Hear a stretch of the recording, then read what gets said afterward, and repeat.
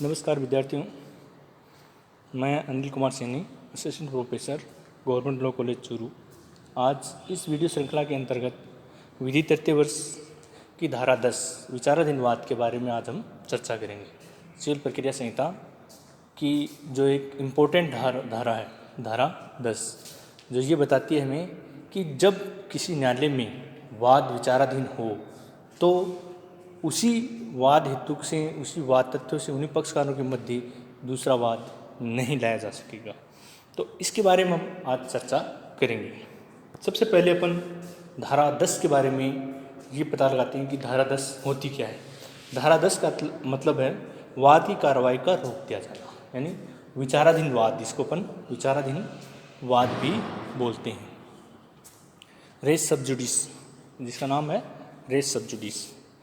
इसमें धारा 10 का जो ये नियम है वह ये बताता है कि यदि दो पक्षकारों के मध्य किसी विषय वस्तु और विवादक तथ्यों के संबंध में किसी सक्षम क्षेत्राधिकार वाले न्यायालय में दावा किया जाता है और ऐसा दावा उस न्यायालय में लंबित है, तो उन्हीं पक्षकारों द्वारा उसी विषय वस्तु पर एवं उन्हीं विवादकों के संबंध में अन्य न्यायालय में या उसी न्यायालय में दोबारा दावा किया जाता है तो उसी कार्रवाई को रोक दिया जाएगा।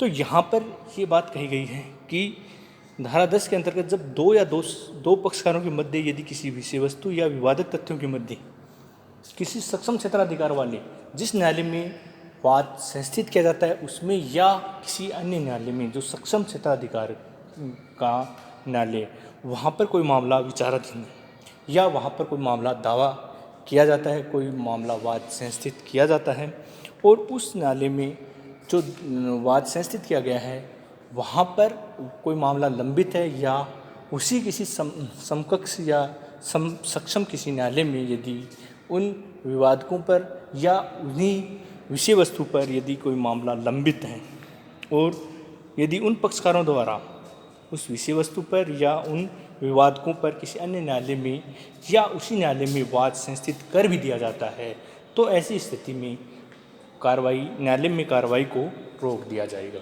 यानी जो पूर्व में जो मामला संस्थित है या पूर्व में मामला लंबित है उस न्यायालय में तो मामला चलता रहेगा, तथा बाद वाले न्यायालय में यदि मामला वो संस्थित कर भी दिया जाता है तो उस कार्रवाई को न्यायालय द्वारा रोक दिया जाएगा। अब आती है इसमें बात जैसे रेस सब जुडिस और रेस जुडिकेटा है। जो ये सिद्धांत है, रेस सब जुडिस का सिद्धांत है, वो निम्नलिखित 3 बातों पर निर्भर करता है। यानी इसमें 3 सिद्धांत दिए गए हैं जिनके ऊपर यह निर्भर करता है कि क्यों विचाराधीन वाद या प्रांग न्याय या रेस जुडिकेटा है या रेस सब जुडिस है क्यों अपनाया जाए। तो सबसे पहला है वो है नेमो डेविड वेक्सरी, यानी किसी भी व्यक्ति को एक ही वाद कारण में दोबारा परेशान नहीं किया जा सकता। यानी कि यदि कोई पहला मामला लंबित है पहले से, तो उसी से संबंधित कोई मामला है वो दोबारा न्यायालय में प्रस्तुत नहीं किया जाएगा, न ही कोई वाद संस्थित किया जाएगा। और यदि कोई मामला संस्थित कर भी दिया जाता है तो उस वाद को रोक दिया जाएगा। तो ऐसी स्थिति में यानी एक बार यदि कोई व्यक्ति है विचारित हो गया है तो उसे उसी मामले में दोबारा से विचारित नहीं किया जाएगा। पहला सिद्धांत ये होता है नेमो डेविड वेक्सरी। दूसरा जो सिद्धांत है वो है इंटरेस्ट रिपब्लिका अट सिट फिनिश लिटिम, यानी राज्य का हित है इसमें है कि मामलों का अंत हो। जैसे मान लो कोई मामला पहले से ही लंबित है और बाद में दोबारा से यदि कोई मामला विचारित किया जाता है या दोबारा किसी न्यायालय में वाद संस्थित किया जाता है तो वहाँ पर वाद है वो संस्थित होगा, तो ऐसी स्थिति में जो विवाद है उनकी संख्या बढ़ेगी, यानी न्यायालयों में मामलों की संख्या बढ़ेगी, वादों की संख्या बढ़ेगी। और राज्य का ये हित है कि ऐसी स्थिति में मामला है वो समाप्त हो, यानी मामलों की संख्या न बढ़े, विवादों की संख्या न बढ़े। तो ऐसी स्थिति में कि विवाद है वो मामले हैं वो समाप्त हो। तो यहाँ पर ये कहा गया है कि इंटरेस्ट रिपब्लिका अट सिट फिनिश लिटिम, यानी राज्य का ये हित है, इसमें हित है कि सभी मामलों का अंत हो।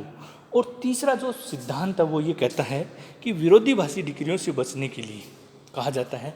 विरोधाभासी जैसे मान लो कि पूर्व में कोई मामला लंबित है किसी न्यायालय में, तो वहाँ पर यदि कोई मामला चल रहा है और वैसा ही उन्हीं विवादकों के मध्य, उन्हीं पक्षकारों के मध्य यदि दोबारा से न्यायालय में वाद आ जाता है तो ऐसी स्थिति में पहला न्यायालय वो दूसरा निर्णय देगा और दूसरा न्यायालय है वो अलग हटकर निर्णय दे सकता है। तो ऐसी स्थिति में पक्षकारों के मध्य विरोधाभास डिग्री पारित न हो।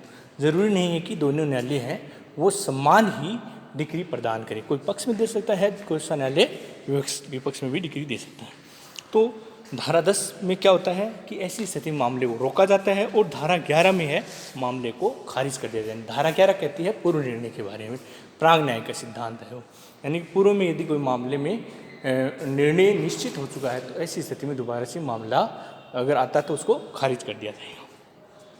अब आती है धारा 10 वाद को रोका जाना। तो यदि कोई मामला दोबारा से न्यायालय में संस्थित कर दिया जाता है तो ऐसी स्थिति में न्यायालय क्या करेगा? कोई भी न्यायालय वाद के विचारण को रोक देगा। जब दूसरे न्यायालय में यदि कोई मामला आ जाता है और पहले उन्हीं से संबंधित यदि कोई मामला विचारित किया जा रहा है तो ऐसी स्थिति में दूसरा न्यायालय है वो वाद का जो विचारण है उसको रोक देगा। दूसरा है इसमें जहाँ पर विवादक विषय पूर्वतः संस्थित वाद में प्रत्यक्ष सार्थक एक है, और जहाँ पर क्या हो कि विवादक जो तथ्य हैं वो पहले वाले मामले में भी सेम है और दूसरे वाले मामले में भी समान है। प्रत्यक्ष या सार्थ है। प्रत्यक्ष का मतलब है स्पष्ट रूप से, सार्थ मतलब कुछ उसका जो भाव है वो उसमें मिलता जुलता है। और मुकदमा उन्हीं पक्षकारों या व्युत्पन्न अधिकार रखने वालों के मध्य, यानी मुकदमा जो किया जा रहा है वो या वाद संस्थित जो किया जा रहा है वो उन्हीं पक्षकारों के जिसमें पहले वाद लंबित है या व्युत्पन्न अधिकार रखने वालों के मध्य, या उनसे यदि कोई हित रखता है, जैसे उनके वारिस हैं, उत्तराधिकार हैं, उनके मध्य, या कोई भी ऐसा व्यक्ति है जो उसमें हित रखता है, उन व्यक्तियों के मध्य होता है। तो ऐसी स्थिति में न्यायालय है वो मामला है वो रोक देगा, वाद को रोक देगा। और कौन सी न्यायालय में? पूर्वतन जो संस्थित वाद है वो कौन सी न्यायालय में संस्थित होना चाहिए? उसी न्यायालय में संस्थित हो जिस न्यायालय में वाद संस्थित किया जा रहा है, उस न्यायालय में संस्थित हो। भारत के किसी और न्यायालय में जो अधिकारिता रखता है या भारत में किसी भी अन्य न्यायालय में जो अधिकारिता रखता हो उस न्यायालय में संस्थित हो, या भारत के बाहर किंतु केंद्रीय सरकार द्वारा स्थापित यदि कोई भारतीय न्यायालय है उसमें यदि कोई वाद संस्थित किया गया है, भारत के बाहर हो लेकिन केंद्रीय सरकार द्वारा वो स्थापित न्यायालय हो, तो ऐसे न्यायालय में यदि कोई वाद संस्थित किया जाता है तो वहाँ पर भी मामले को दोबारा से न्यायालय में अगर संस्थित किया जाएगा तो ऐसी स्थिति में भी वाद को रोक दिया जाएगा। या उच्चतम न्यायालय में कोई वाद संस्थित किया गया है या कोई वाद लंबित है, तो ऐसी स्थिति में यदि कोई मामला दोबारा से किसी न्यायालय में अगर संस्थित किया जाता है तो वहाँ पर कार्रवाई को रोक दिया जाएगा। कौन से में? उसी न्यायालय में जिस न्यायालय में वाद संस्थित किया गया है, या भारत के किसी और अन्य न्यायालय में जो अधिकारिता रखता हो उस न्यायालय में वाद पहले से लंबित हो, या भारत के बाहर किंतु केंद्रीय सरकार द्वारा स्थापित किसी न्यायालय में यदि कोई मामला संस्थित है, या उच्चतम न्यायालय में यदि कोई मामला संस्थित किया गया है या पूर्व में कोई वाद लंबित है, तो ऐसी स्थिति में मामले को रोक दिया जाएगा। यह सिद्धांत जो है नोट लगाकर ये बात भी स्पष्ट करनी आवश्यक है कि यह सिद्धांत है वो विदेशी न्यायालयों पर लागू नहीं होता है, क्योंकि यदि मामला विदेश में चल रहा है तो कार्रवाई नहीं रुकेगी। केवल भारतीय न्यायालय हैं वहाँ पर ही मामला संस्थित होना चाहिए। बाहर यदि भारत के न्यायालय में यदि कोई मामला संस्थित है या विदेशी न्यायालय में कोई मामला संस्थित है तो वहाँ पर मामले को रोका नहीं जाएगा। वहाँ ऐसी स्थिति में विदेशी जो निर्णय हैं वो अलग ही भारतीय निर्णय नहीं माने जाएंगे, वो अलग निर्णय माने जाएंगे। तो वहाँ पर जो मामला अगर लंबित है तो वो चलता रहेगा और भारत में भी मामला चलता रहेगा।